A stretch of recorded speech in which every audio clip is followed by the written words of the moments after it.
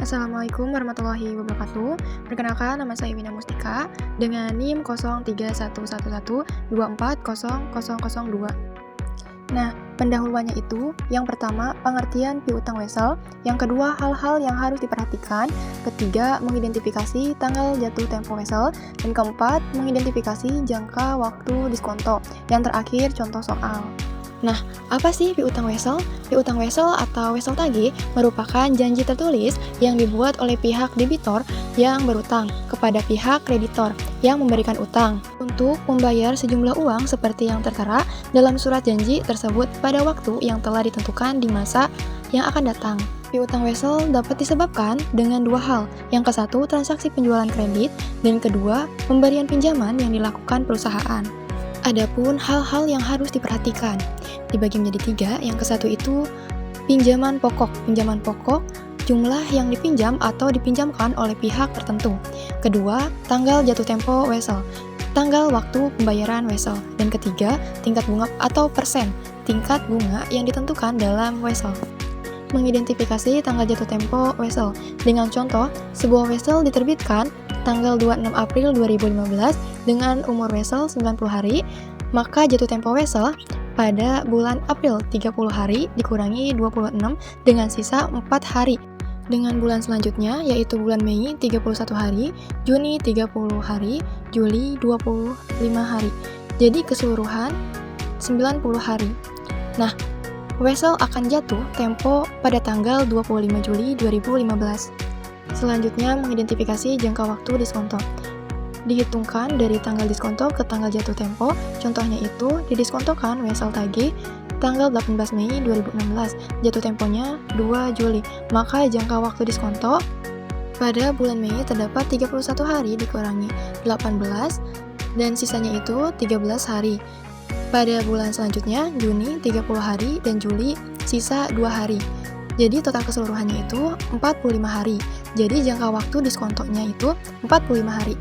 Contoh ke-1, pada tanggal 10 Januari dipinjamkan tunai sebesar 105 juta rupiah kepada TN Putri dan diterima wesel 12% 45 hari. Jurnalnya itu wesel tagih pada kas dengan nominal 105 juta rupiah. Contoh yang kedua, pada tanggal 5 Februari dijual barang dagangan secara kredit kepada Shivi Alami sebesar 165 juta rupiah dengan harga pokok 114 juta rupiah, diterima tunai 60 juta rupiah. Karena penjualan secara kredit, maka kita akan memunculkan piutang dengan nominal 105 juta rupiah. Nah, jurnalnya itu maka piutang Shivi Alami 105 juta rupiah dengan pendapatan yang diterima atau kas 60 juta rupiah pada penjualan 165 juta rupiah, dan kita masukkan harga pokoknya pada persediaan barang 114 juta rupiah. Contoh ketiga, pada tanggal 3 April dijual barang dagang kepada Shivi Cantik sebesar 117 juta rupiah dengan harga pokok 93 juta rupiah, diterima pembayaran berupa wesel tagih 14% dengan 90 hari.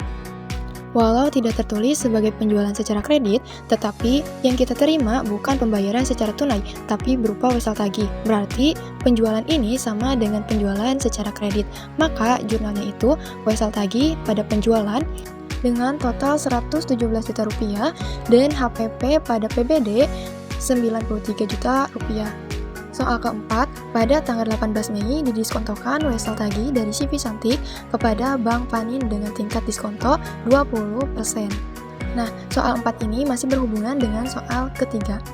Lalu bulan Mei 31 hari, Juni 30 hari, dengan total 88 hari, masih kurang 2 hari untuk mencapai umur wesel, maka ditambah 2 hari pada bulan Juli. Jadi wesel akan jatuh tempo tanggal 2 Juli. Langkah kedua, karena wesel tagih didiskontokan pada tanggal 18 Mei, maka kita mulai dari bulan Mei. Mei terdapat 31 hari dikurangi 18 hari dengan sisa 13 hari.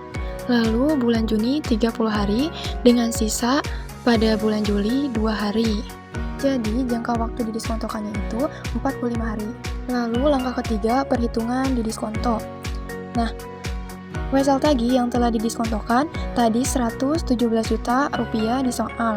Lalu buat perhitungan bunganya dengan rumus bunga wesel tagih dikali lamanya jatuh tempo per 1 tahun dikali persen atau bunga. Jadi 117 juta rupiah dikali 90 per 360 hari karena dalam 1 tahun sebanyak 360 hari dikali 14%. Dengan menjumlahkan wesel tagih ditambah bunga, totalnya disebut dengan nominal jatuh tempo. Bunga diskonto rumusnya nilai jatuh tempo dikali jangka waktu dikali tingkat diskonto dengan menghitung kas yang akan diterima dengan mengurangi nominal jatuh tempo dengan bunga diskonto.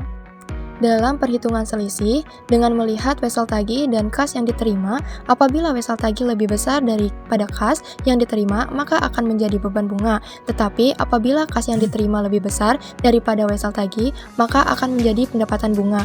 Karena dalam kasus ini, kas yang diterima lebih besar daripada wesel tagih, maka selisih menjadi pendapatan bunga sehingga jurnalnya kas pada wesel tagih didiskontokan dan pendapatan bunga. Dalam kesimpulan piutang wesel dapat digunakan sebagai bukti jika penerimaan pembayaran perlu melakukan tindakan hukum. Piutang wesel ini akan dicatat sebagai aset lancar apabila jatuh tempohnya kurang dari 1 tahun dan sebagai aset tidak lancar jika jatuh temponya lebih dari 1 tahun. Piutang wesel adalah dokumen yang penting bagi perusahaan, berfungsi sebagai alat penagih piutang dan jaminan untuk mendapatkan pinjaman. Sekian penjelasan dari saya. Wassalamualaikum warahmatullahi wabarakatuh.